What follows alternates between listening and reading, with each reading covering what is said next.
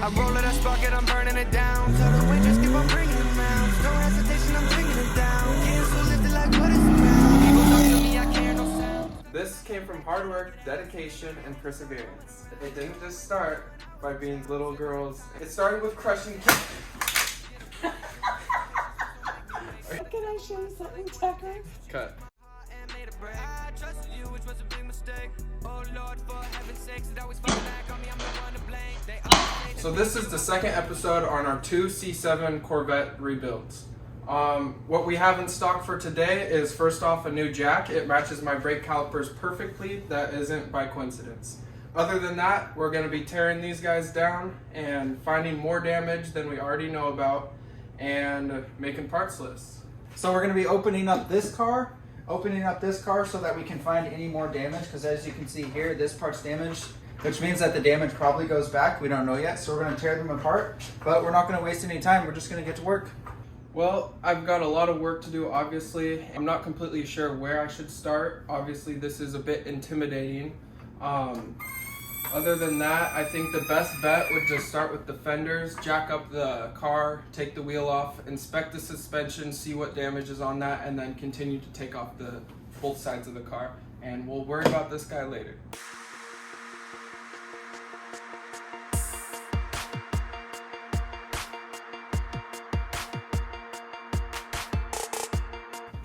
So looking at the suspension after taking off the wheel, what I can see is kind of what I expected. It's this sway bar end link right here that is broken off.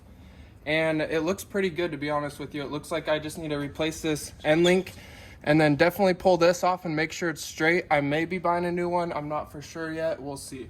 But yeah, I just got to get that end link. And then from this step, I just got to continue to keep tearing it down and find some more stuff to break. And the frame is definitely a big concern, but the nice thing is having his car, we can make exact measurements, and so if anything is bent, we'll be able to tell if it's bent, and we'll be able to repair it accordingly. Now Jay has his entire fender off, including the fender liner, which by the way is carbon fiber, which is pretty cool. And also it pisses me off because all of these parts is everything that I need. So I'll show you guys that soon and kind of go more in depth over it, but the computer, the bracket, the oil tank, the oil sump, everything is already here, which is actually perfect because we're like, for my car, I didn't even know how the battery connected, and then he pulls off his fender and then there's a bracket here, which I just don't have because mine got hit. So now what I can do is move on to my car, basically what we want to do with these cars is take off everything that's broken so that it's just like factory, and then we'll build it back together like factory, or a little bit worse or better, we don't know. But it's definitely a good thing that we have two cars because it makes it so much easier to figure out. Like for example, we couldn't figure out how to get the fender off. Turned out that there was a bolt way back in here, but we went to my car, looked at it, found the bolt, and made it work. So now that we're at this point, Jay's going to continue to take off the fiber piece. Like I said, basically everything that's broken, even stuff that we might fix, we're just going to take it off so that we have a very clean slate to work from. We might wash them, take them outside, we're not sure yet. But for now, Jay's going to keep working on this car, get everything taken off, and then I'm going to move on to my car, take all of my damaged parts off, and then I'll have a better idea of what to do. So the goal for this car is to look exactly like this car up in this area, not this area. And the goal for this car is to look exactly like this car up in this area, not in that area.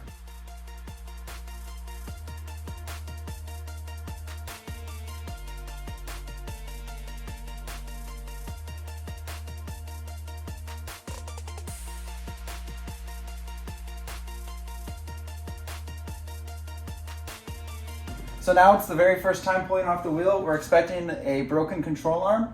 But the one thing that I've been worried about is the suspension on this thing, because it has a thing called magnetic ride. What that does is makes you able to change the different ride modes, and then it's going to drive differently. So it's a really high-tech, expensive part. So fingers crossed. How's it look? Not good. Well, we know the control arm is snapped, but we don't know what else is snapped. There's a very high chance there's a lot of other things snapped. Hopefully not. How's the wheel? I've had better. I can't tell if the wheel's bent or not. I don't think that it is, but worst case scenario, actually best case scenario, is I just take these to get re-powder coated and it'll look pretty good, but this thing is really messed up. Give it a little shaky bake. Can't really shake it. So this piece of the control arm is completely snapped off. Actually a clean snap. That's kind of a good sign, right? It's just pushing up a ton of pressure on the shock. I would bet that the shock is bent. Yeah, it looks bent from this angle. So it turns out the shock is bent. Damn it. Well, you can't expect it to just be butterflies and rainbows, you know? Yeah, that's a good point. Yeah. I mean, it's more work. We're not really upset about it.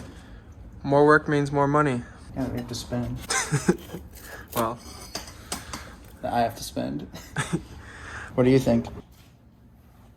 this is like a 45-degree bend in this. Well, first off, while we're up close and personal, these are the Z51 brakes. These are the brake caliper, and you get these slotted rotors, which is pretty cool. It's like a track package. But if you look closely right here at Tucker's control arm, you can see it looks like it had a bit of force on it because there's about a 45-degree bend, and then it snapped off right there.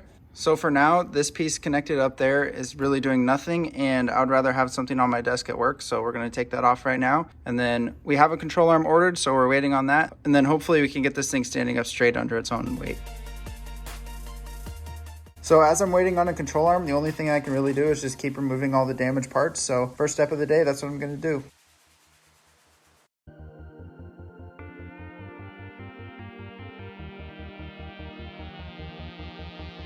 So what I'm doing now is just continuing to tear down the car, and so far I've taken off the fenders, the hood, the air intake, and the engine cover, and I just unbolted the front sway bar that was damaged, so we're going to take it off right now and get a first look at it to see, kind of see if it's bent up and see if it's usable.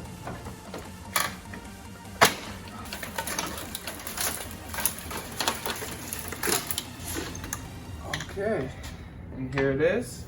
Let's see. Hey, it actually looks pretty straight. What do you think, buddy? Looks good to me. Not bad. I mean, there's other angles we gotta measure and check, but it's looking pretty promising. The only damage, what I think, is this end link right here that snapped off. This metal is a little bit weaker than this metal. I think this is aluminum, this must be steel. But aluminum is weaker, so in the event of a crash, it will break off before this breaks off. I think it's salvageable. The only other thing is where it mounts into, shit, what are the names for these things? Where this mounts into the big engine brace up front, it actually snapped off as well. There's a big old bolt that goes all the way up through it, and my side snapped off, and so we're gonna have to be, well, we won't be having to tap and die this bolt because we'll be replacing these rails, so we don't have to worry about that. We just have to basically find a new piece that we can weld onto here, and then we can salvage this. Ready, buddy? Oh. Okay guys, so good news. This is the first time in my life that I've ever pulled off a front bumper and not found damage. So most people will probably get pissed at me for this, but this fender's trash. Also, gloves for safety because the fiberglass will poke you. It's already broken, so might as well instead of waste time. Nice. So there it is, perfect Stingray fender, 50% off. We'll be posting this on eBay. Okay, so today's a new day. At this point for my car, it's pretty much torn down pretty good, but I need to take this inner fender off, take out the headlight, take out anything that connects to this piece, because as you can see, it got snapped off. So I'm gonna be taking all of this stuff out, the oil tank, and then also a control arm came in the mail, so I'm gonna be swapping that out. But basically what that's gonna do, also I'm gonna pull off the door, but what that's gonna do is make it so that I can see all the damage. Like we said earlier, we're gonna be taking everything off that's damaged so that we basically have a clean slate. And then like for something like this, a bent bracket, I'm just gonna look at Jay's car, hopefully get a part number or something on it, or maybe even look at his bracket and see if I can bend it back. So for now, I'm just gonna get to work. So what I'm gonna do tonight is take on this wheelhouse panel. This is the under fender basically, and it's made of a carbon fiber composite, and it's all cracked up. So this one definitely needs to come out. This one's cracked, and I'm gonna be repairing that. Before I can take this out, I gotta take out the fuse box. Not really sure how that works, but I'm just gonna kind of figure it out. This, it's actually glued on to the frame with some panel bond. I think it's called vet bond. Mm-hmm. We'll be buying some of that, but basically instead of using a heat gun and doing it by code, I'm just gonna kind of rip it off because it's already cracked and I don't have a heat gun. So we'll be getting a heat gun soon. I have one coming actually, but we just need to fix it first. So right now I'm getting the fuse box off. It was a little bit tricky because there are some brackets. I'll show you on Tucker's car because his are all intact. So there's some, so you see these clips right here and here. Basically, you pull them up and it unlocks it, and then you can kind of pull off the whole thing. So in the wreck of mine, they were cracked off and smashed. So I wasn't able to just release it like that. So I had to get a little pry bar and wiggle it around. But now I got it disconnected from the bottom. I just got to take off this 12mm bolt real quick, and then it should come off. And I believe there's 3 more bolts under there, and then the whole box will come out. So let's see how this goes. There we go. And just like that, so it all comes off. You see these little pins right here, those are the metal pins that go into these connectors that give the power to these fuses. So that's how that works. And there's a couple more bolts. I'm gonna unbolt those and pull this whole section out too. So right now these clips are giving us a bit of trouble. Luckily we have a clip specialist right here. I don't know how he does it, but he manages to do it. But he is just getting all these clips out for me. I'm more of the guy who breaks things. He's more of the guy who's a little bit more gentle. He has a little bit thinner fingers than mine. He doesn't like to break things as much. I've gotten better over the years, but I do still break stuff. The difference is Summer Sausage and Slim Jims. That's true, yeah. Look at these little guys. Goon Squad never films this good. So right now, here's another thing that we don't know how to do. These things just clip into here, but we couldn't figure out how to get them out because as you can see, it has like this green, blue, and yellow housing. But we figured out what you do is pull off the rubber in the back, just kind of freeze it up a little bit. And then just pull up a little bit. Pop these tabs out as you go along, and then same thing on the other side. And then they're clipped in through these slots here. So you push forward, pops right out. It's perfect. There you go. And then there's a little wire down here, right there. Nice. Okay, so we should be good to pull this thing out and then move on to the other damage. And here we go. And just like that, we've got everything off on this side basically, and this is where the fuse box panel goes, what I took off just a couple seconds ago. And yep, sweet. So right now this frees him up to kind of figure out the damage on this piece. He already knows he has to replace it, so it doesn't help a ton, but either way it needs to be out of the way. And then this also helps for me because I know that I have to replace my entire harness, and I'm gonna have to be replacing these too, and now I know how it works. So yeah. And also one more thing, with this fender housing right here, I actually just talked with Tucker and we made a little bit of a deal, and I think we're going to be able to use his wrecked fender and my wrecked fender to cut and splice together to form one solid panel and call it good. So that's going to be the plan as of now. It could change, I'm not sure. As we keep tearing down, you never know what you're going to find. So but as of now, the plan is to use this fender and his broken fender to combine into one and make it into a perfect piece. And the reason for that is his is damaged up front, mine is damaged on the side, but his side is fine. So we can use his front, cut his front off, fuse my front on, and then he has the good side and the good front. And then in the end, I just get screwed because I have no good parts and Jay has my good parts. Yep. So this is his car right here, and this is the major component I'm missing, which holds in the headlight housing and also clips onto the bumper. There is a crack here, but that can be repaired. And then basically, like he said, we'll make the cut across here, kind of bind them together and reinforce it, and then install it.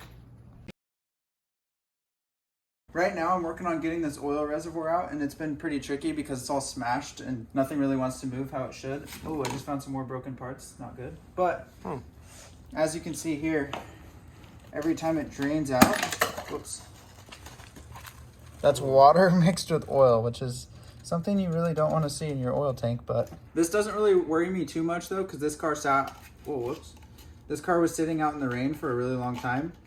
And it's broken up top, so, and it's missing a fender, so I just figured that water must have gotten in there. So I'm not really worried about it. Jeez, buddy, look at that. Putting this right in your car.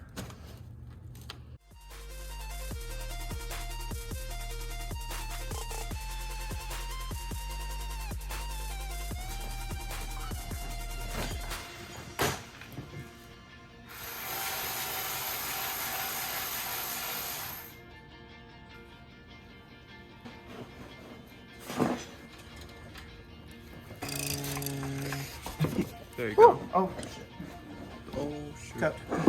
Cup. Wait, it's full. Do you want this? Yeah.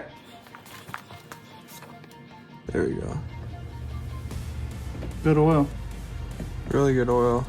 That's a good sign. Definitely not royal purple.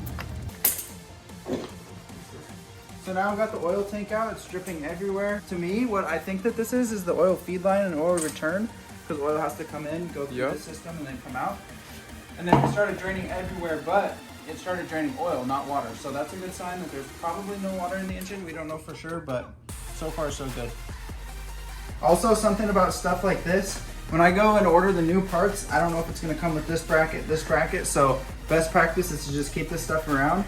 It's dripping oil though, so I'm gonna throw it in this box, but what I forgot to show you guys is here's my control arm. So this is the control arm for the front that I already showed you guys is broken. We can put it on there tonight. I would say we'd go for a drive, but we have no oil. So. Yep. And theoretically, guys, we're at the point where we could take off my dry sump system, throw it on his car, and essentially we can just take this out on the road. But Jay's too selfish.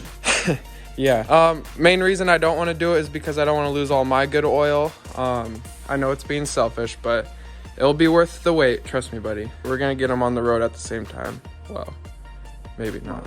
This one will probably be on the road first. This one may be a month behind. It's going to take time with all the parts. This one needs a bit more, obviously, but yeah. They're going to be on the road side by side, by all means, driving to Cali. Now that Jay's car has all of his fuses disconnected, we figured that it was a safe time to disconnect the computer.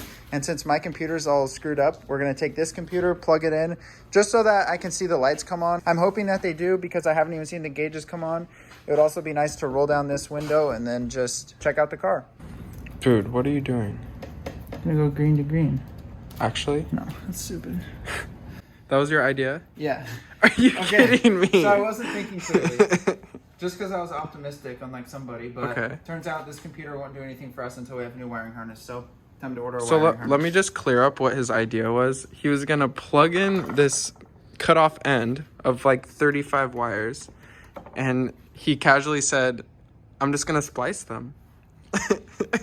Now that the fuse box is out, all I got to take out is the coolant tank, and it's just one bolt because the other bolts are all broken off, so it's really easy.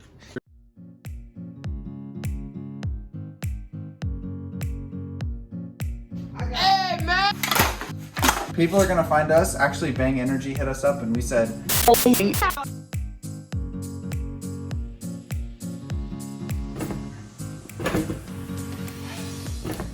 so as we showed you guys in the last clip, this door was pushed this way, so it slammed shut against here. And we were able to get it off, but we had an idea, and we figured we can open this. I don't want to scrape my mirror. And then tug on this. Probably have you go inside and pull the lever. It's a good idea. And then hopefully it'll pop. So there's a lever on the bottom passenger side and driver's side on the floorboard that you can pull up, and it releases the door manually. So that's what I'm gonna do as he pulls on it. Okay, ready, buddy? Pull the lever. Tell me when. Oh, dude. I guess that plan worked. Surprisingly, usually that doesn't work for us, but now I'm just gonna unbolt this door and then see if it comes off. Yeah. Things don't usually go as smoothly as it is. I mean, we were expecting this door to be very jammed. Initially, when we brought the car home, it was very jammed and we could not get it open. We did try what we just did now, and I'm not really sure what we did differently, but it worked. So we're just gonna go with it and take it off. It feels like it's attached right here. So now we got the jack supporting the underneath of the door. The issue was there's the hinge right here that we forgot to disconnect. So it's just 2 bolts and then it should slide right out and pull right off. So that's what Tucker's doing right now, and I'm just watching and holding on to the jack. So here's the part that was holding on the door, and we were trying to figure out how to unbolt it, but I was just looking at it, and it looks like if you pull this back, there's a slit, and slide it, it might pop through that way. So we're gonna have to hit it with a hammer. So with these being 2015 Corvettes, there's not very much modern information out on the internet. Like, you can find almost anything on the internet, but if you're trying to pull off a door on a Corvette, you can't find it. Well, on a newer Corvette, like these guys. So there's just no information. There's a bit in the forums, and you can find it if you search hard enough. But for little tedious items like the door, for example, there is nothing. And like he said, I have a C6 Z06 Corvette, and it's very similar but a lot different. So for example, so on my C6Z06, the driver's side window I had to replace, and it was shattered by a cop. We'll get into that later. Basically there's zero information. I had to do it all on my own, which was okay. I mean, it's just bolts that you have to undo, and that's basically what we're gonna do for this. So we just have to figure out on our own. But like he said, if you guys have any information or know any other things about these cars that you can help us out with, if you have parts to give us, if you want to ship them out, we'll pay you guys money, maybe. Yeah, so just hit us up, TLJ Garage. What's our email? tljgarage@gmail.com. Yep, so just hit us up. You heard the name. It'll be in the description below. And yeah. So for now on this door, what we figured out is that there's like a locking pin right there, but we smacked it with a hammer, even dented it. It won't come off, and we can't get this part off, which means we can't get the door off. And it's 11 o'clock at night. I have a flight in the morning. Jay has to go to bed, so we're gonna call it a night. But thank you guys so much for watching, and the third video will be out very soon.